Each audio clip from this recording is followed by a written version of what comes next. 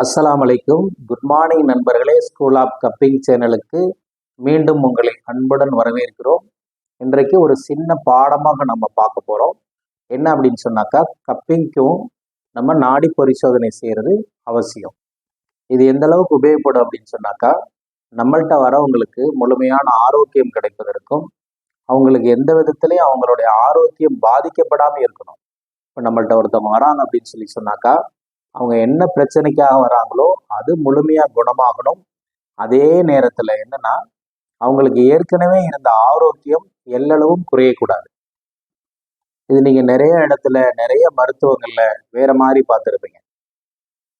என்ன அப்படின்னு சொன்னாக்கா, நான் போகும்போது நல்லா தாங்க போனேன், கால் வலி குணமாயிருச்சு, ஆனா அப்படின்னு சொன்னாக்கா ரொம்ப அசதியா டயர்டாயிருச்சு அப்படிம்பாங்க. ஏதாவது ஒரு துறையில, வெவ்வேறு துறைகள்லையும் சரி, மற்ற எந்த துறையா இருந்தாலும் சரி. அப்ப நம்ம நம்மள்ட்ட வரும்போது அவங்க என்ன ஆரோக்கியத்துல இருந்தாங்களோ அந்த ஆரோக்கியத்தை விட மேம்படணும். அதே நேரத்துல வந்த நோயும் குணமாகணும். அப்படின்னு சொன்னாக்க நம்ம என்ன செய்யணும் அப்படின்னா, கப்பிங்க்கும் நாடி பரிசோதனை செய்யணும். எப்படி வாதம், பித்தம், கப உடம்புக்காரர்கள் இருக்கிறார்களோ அதே போல இதுலயும் இருப்பாங்க. அப்ப வாதத்தோட நாடி உள்ளவங்க, பித்தத்தோட நாடி உள்ளவங்க, கப நாடி உள்ளவங்களுக்காக நம்ம கப்புகளுடைய அளவுகோல்கள் இருக்கு. அந்த நாடிகள் மெதுவா துடிக்குதா, வேகமா துடிக்குதா, இல்ல சாதாரணமா நார்மலான பல்ஸ் இருக்குதா அப்படிங்கிறத பொறுத்து தான் கப்பு.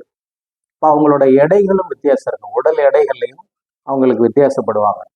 கப்புல பொதுவாகவே வெட் கப்புன்னு நம்ம எடுத்துக்கிட்டோம் அப்படின்னு சொன்னா, சிலருக்கு போடவே தேவையில்லாத மாதிரிலாம் இருப்பாங்க. அதை நம்ம கவனிக்கணும்.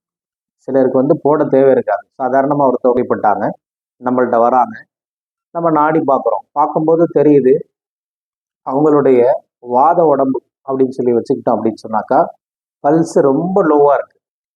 இப்போ நம்ம அவங்கள்ட்ட கேட்கலாம், ஏங்க உங்களுக்கு கடந்த 15 நாட்களாக உணவு சரியா சாப்பிடலையா, இல்லை சரியான தூக்கம் இல்லையா? நம்ம கேட்கும்போது ஒரு சிலர் சொல்றது உண்டு, ஆமாங்க ஐயா, நான் 15 நாளா எனக்கு அடிக்கடி லூஸ் மோஷன் போயிட்டு இருந்துச்சு, சாப்பிட்டவுடனே மோஷன் போயிடுது, அந்த ஐபிஎஸ் சிண்ட்ரம் போல, இரிட்டபிள் பவுல் சிண்ட்ரம்னு சொல்றோம் இல்லையா, அந்த மாதிரி எனக்கு இருந்துச்சுன்னு சொல்றாங்க.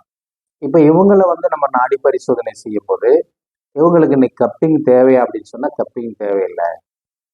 இவங்களுக்கு என்ன செய்யலாம், அவங்க என்ன பிரச்சனைக்கு, ஒரு லோ பேக் பெயின் வந்திருக்கிறாங்க, நீ ஜாயிண்ட் பெயின்ல வந்திருக்கிறாங்க, இல்லை செர்விக்கல் பெயின் வந்திருக்கிறாங்க, வேற ஏதாவது ஹெல்த் இஷ்யூஸ், இல்லை டீடாக்ஸ்க்காக வந்திருக்கிறாங்க அப்படின்னு சொன்னா ட்ரை கப்பே போதும். ட்ரை கப்லயே அவங்களுக்கு முழுமையான ஆரோக்கியத்தை நம்ம கொஞ்சம் கொஞ்சமா மீட்டெடுத்து தர முடியும். இப்போ அதற்காக நம்ம பல்ஸ் பார்க்கறது ரொம்ப அவசியம். ஏன்னா இப்போ இந்த 15 நாளா லூஸ் மோஷன் போனவங்க, அடிக்கடி சாப்பிட்டோட மோஷன் போனவங்க, இவங்களுக்கு நம்ம நாடி பார்க்க தெரியாம தவறுதலா ஒரு 2 கப்போ 4 கப்போ போட்டோம்னா, ஏற்கனவே என்ன ஹெல்த் இருந்துச்சோ அந்த ஹெல்த்தை விட குறைஞ்சிருவாங்க. அதனால நம்ம என்ன செய்யணும் அப்படின்னு சொன்னாக்கா, நாடி பரிசோதனை செய்யறது ரொம்ப அவசியம். அப்படி பார்க்கும்போது நமக்கு சரியான முறையில சரியான இடங்கள்ல கப்புகளை போடுறதுக்கு வாய்ப்பாகவும் இருக்கும். ஹிஜாமாவில் என்ன பலன்கள் சொல்லப்பட்டிருக்கோ அந்த பலன்கள் முழுமையா கிடைக்கும்.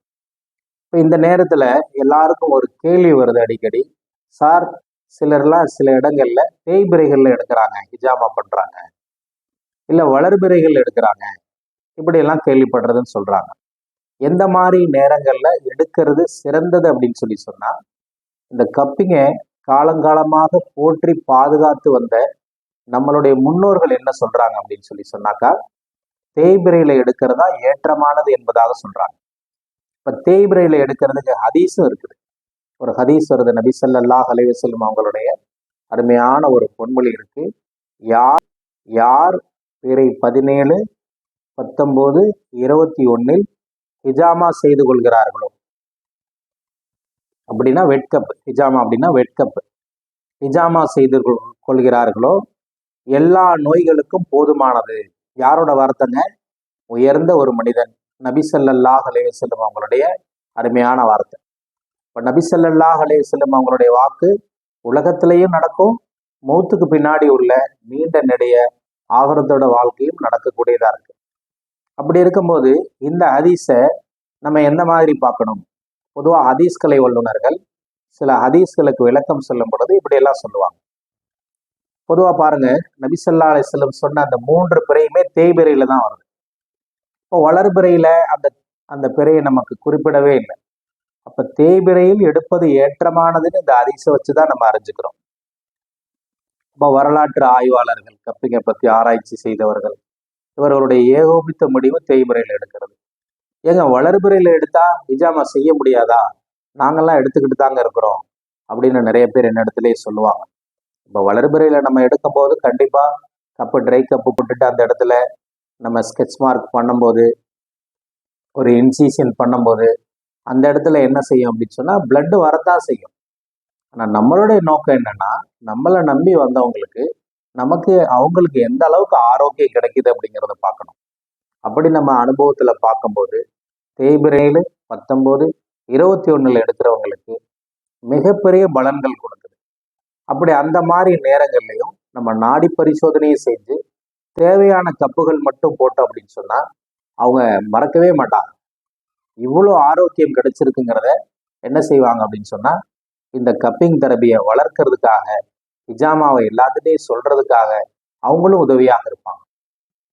நண்பர்களே, இதை யோசிங்க. பொதுவாகவே இன்னைக்கு வலைத்தளங்கள்ல பொது எதை தொட்டாலும், எந்த துறையை தொட்டாலும் நமக்கு நிறைய செய்திகள் கிடைக்குது. நம்ம என்ன செய்யணும் அப்படின்னு சொன்னா, அருமையான ஒரு திருக்குறள் இருக்கு. எப்பொருள் யார் யார் வாய் கேட்பினும் அப்பொருள் மெய்ப்பொருள் காண்பதறிவுன்னு சொல்லியிருக்கு. இப்போ அதை நம்ம கொஞ்சம் யோசிச்சு அதை பத்தி ரிசர்ச் பண்ணி அப்புறமா முடிவு பண்ணோம் அப்படின்னு சொன்னா நம்மளுடைய ஆரோக்கியம் எல்லளவும் குறையாது. நன்றி நண்பர்களே. இப்படியாக நம்ம சேனல்ல ஒவ்வொரு வீடியோஸ்லையும் புது புது விஷயங்கள், கப்பை எவ்வளோ போட்டால் போதும், என்ன மாதிரியான விஷயத்துக்கு எங்கே ப்ளேஸ் பண்ணலாம் அப்படிங்கிறது தொடர்ந்து உங்களுக்கு வீடியோவில் வரணும்னா நீங்கள் நம்ம சேனலை சப்ஸ்கிரைப் பண்ணுங்கள், பெல் பட்டன் கிளிக் பண்ணுங்கள், கமெண்டில் சொல்லுங்கள். இன்ஷா அல்லாஹ். பாய்.